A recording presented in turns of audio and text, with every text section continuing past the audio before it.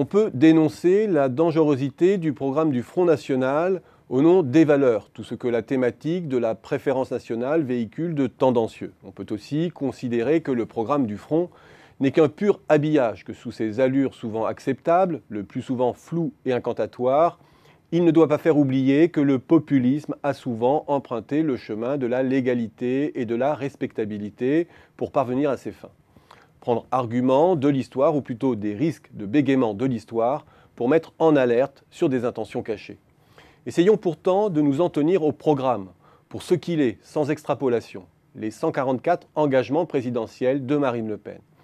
Un programme qui, lui aussi, à sa manière, pourrait se revendiquer et de droite et de gauche, taillé pour séduire tout ce que la France compte de perdants de la mondialisation, avec une forte dimension sociale en direction des retraités, des ouvriers, des classes moyennes, combinée à un fort interventionnisme d'État et un protectionnisme qui se revendique intelligent, sans autre précision. On peut prendre une à une les mesures de ce programme pour en extraire les plus clivantes, avec en numéro 1 le retour des 4 souverainetés, monétaire, législative, budgétaire et territoriale, et notamment la sortie de l'euro. En numéro 2, le retour à 60 ans de l'âge de la retraite. En numéro 3, la taxe sur le travail des étrangers. En numéro 4, une contribution sociale sur les importations de 3%. Chacune de ces 4 options peut être rationalisée, et il serait malhonnête de prétendre que la science économique les disqualifie sans réserve. Car oui, la zone euro est dysfonctionnelle et peut faire hésiter entre l'option de l'Europe et de la non-Europe. Et il se trouve des économistes de tous bords aujourd'hui pour porter à voix haute ou à voix basse ce positionnement.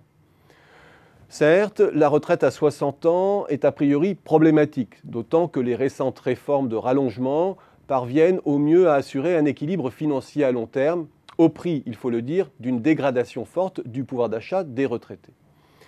Mais si les tenants de la fin du travail ont raison, réduire alors la durée d'activité peut faire sens autant que le revenu universel, à condition d'en préciser les modalités de financement. Là encore, on aurait tort d'en faire un débat interdit. Taxer maintenant le travail étranger. Oublions à nouveau la dimension éthique. Là encore, on peut tenter de rationaliser la chose.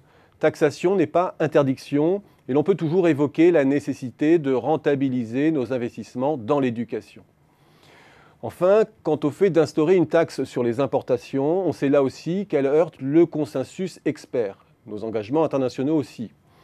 Mais avouons aussi que le mur des certitudes est bien ébranlé par une mondialisation bien moins heureuse que ne le promettaient ses promoteurs.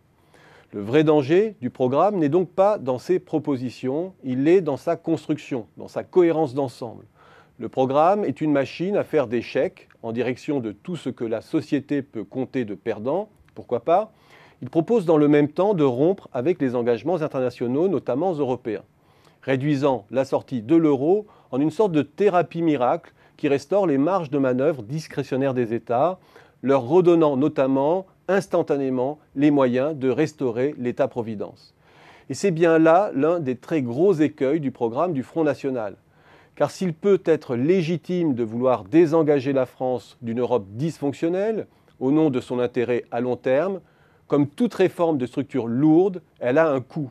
Et même s'il s'agit de vouloir s'extraire d'une rigueur programmée, non choisie, cette option appelle à son tour une rigueur drastique si elle veut se donner des chances de réussite à terme. Nul ne peut prétendre qu'elle enrichit l'État et le citoyen par un coup de baguette magique. C'est un leurre. Tout au contraire, elle exige une rigueur technique redoutable et une politique de soutien de l'offre et des institutions financières extrêmement coûteuses. Theresa May, dans le cas britannique, ne s'y trompe pas. Elle gage la réussite du Brexit sur une politique fiscale, industrielle, d'investissement exigeante et prépare les citoyens britanniques à un appauvrissement transitoire pour le moins. Le risque de dérapage économique du programme du FN est d'abord là, l'incohérence temporelle de son programme. Et son échec programmé aura pour seul résultat de réassurer les tenants d'une Europe rigoriste et les fossoyeurs de la protection sociale.